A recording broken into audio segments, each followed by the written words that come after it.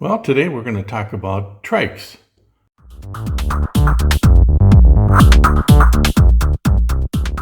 Bicycle trikes. I bought this one for my wife here about 3 months ago. It has basically 0 miles on it. She hasn't really driven it. I had a bicycle, but she had knee problems. So we decided to go with the trike and give that a whirl. But it turns out until she got her knee fixed, we really couldn't use this. So my granddaughter rode it a little bit, and she did okay on it. And she's 8 years old, so it worked out nicely for her. And my wife had her knee done last Friday. So she's on a week of healing here. So we'll see how this goes. I tried this thing out when I first got it, and I have to say I hate it. It's a typical backwards trike. It's awkward. It feels goofy. My granddaughter tipped it over right away coming into the driveway. So it's not very stable. You'd think it'd be stable, but it's not. It's a little scary, to be quite honest. And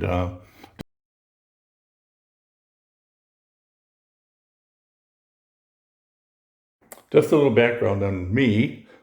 I spent the last 15 years designing and building a conversion kit to take motorcycles and turn them into a three-wheeler, but I did the front end.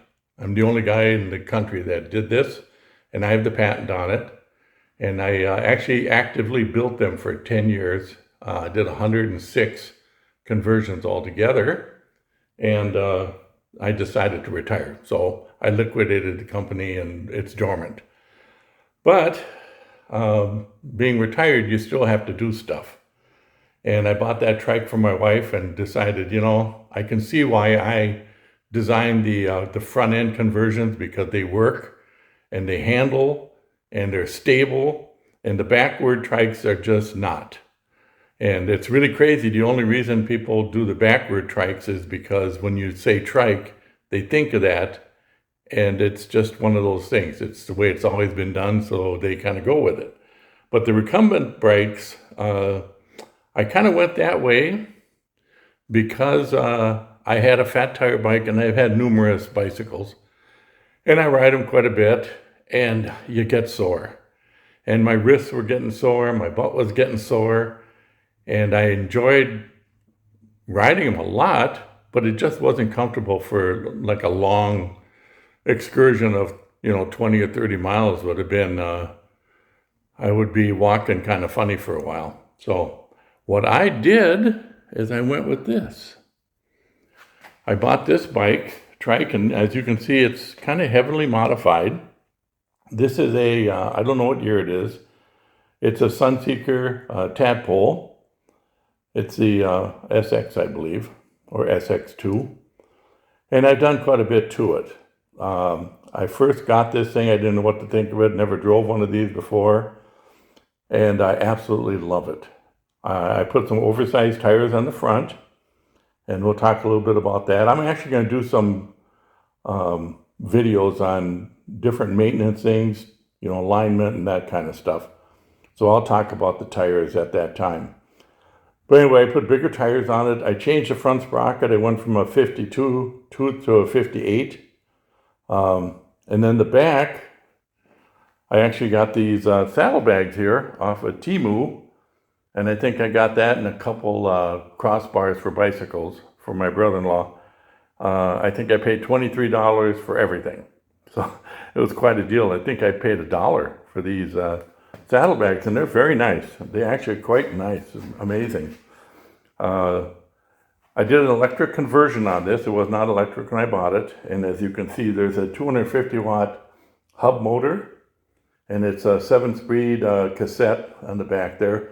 I never take it out of high gear. I leave it in high gear all the time. I use the throttle to get me going, and then I just start pedaling. And I pretty much go 14 miles an hour is my average speed. 12 to 14. So it's pretty good. That's a good clip. And I've got the phone holder on there. I've got a really bright light. That light is as bright as a car light, but it draws a lot of juice. But I got a USB cable hooked to it, as you can see. which goes back to the battery. So the light can go forever. And when I'm not using the light, I plug the cable into my phone, which is in the holder right there. So it really works out quite well. This is the throttle over here on this side. And then the brakes are, they're aftermarket brake levers with the electronic controls in it for killing the motor when you hit the brakes. And it's got the dinger. You gotta have the dinger and a mirror. And you put the flags on there, and it's got a flashing red light. And people kind of shy away from these because they think they're dangerous. People can't see you. It's just the opposite. This thing sticks out like a sore thumb. I mean, it's impossible not to see it. It's got a rather large footprint. It catches your eye more than a bicycle. And I'm really surprised. People are very, very good. When I pull up to a crosswalk, I'd wait for traffic to clear and then I cross. Oh, I don't have to. People stop and they allow me to cross. They've been very, very good that way. I'm pretty pleased with the whole thing. I built a little box here which houses the electronics, and I got a little tool kit on top of that, and the battery slides in there. So it's a pretty nice, neat deal. I actually built a little battery box before I did got the electronics. So I kind of did this one a little bit different. And then I bought another one just like it, and I converted it to electric, and I sold that one. And I thought, gee, that's a pretty good gig. Then I bought this one. This is a Trike, and this again was a manual. It had a 8-speed geared hub in the back. And that went away, and I replaced it with a 20-inch wheel and again, the 7-speed cassette. I had to put a derailleur on this one. I had to put a different sprocket up front. It had like I'm guessing maybe a 24 tooth. And I changed it to, that's a 52. That's actually a 52 I took off of my bike. And then this one's got the derailleur control down there. And a little different handlebar layout. You notice this one, they stick straight up. Like there. And these are more conventional. I don't know which one I like better. I guess you just get used to whatever. This one's all aluminum. This thing, even with the conversion, probably weighs, 45 pounds. This one probably weighs more like 70. But as you can see, I've got a lot of stuff piled onto it. And they go down the road really good. They really handle well. They ride, depending on the, they're probably a little rougher than a bike. I don't know, as far as, shock absorbing and stuff, because they don't have any, springs on the front end. It's just pretty rigid. I did get a pad for the seat on this one, which is pretty nice. I ordered another one for this one that I'm working on. This is a work in progress. I just switched out the rear wheel, and I'm waiting for the front sprocket, and I've got the electronics right here, the controller and all that stuff. And so I'll be doing this one next. And this one is basically identical to this one. It's a little newer. Other than that, it's a Trike Rover. The boom is extendable. I try to get the seat up close to the front frame, remember there? It makes it easier to get in and out. Typically, people put the seats way back instead of extending the boom, because you extend the boom, you have to extend the chain, and they may not have the tools for that. But it makes it a lot harder to get out. So this makes it a lot easier. Got the controls here on the side. So we got power on. And then this is the power setting, which I usually set for 2.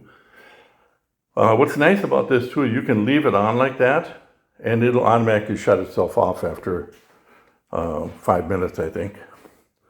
But on this one, I did a little different than that one. I built that little wooden box. This one here, it comes with this pouch, and I used it for a toolbox on that one. But on this one, all the electrical stuff is in this bag.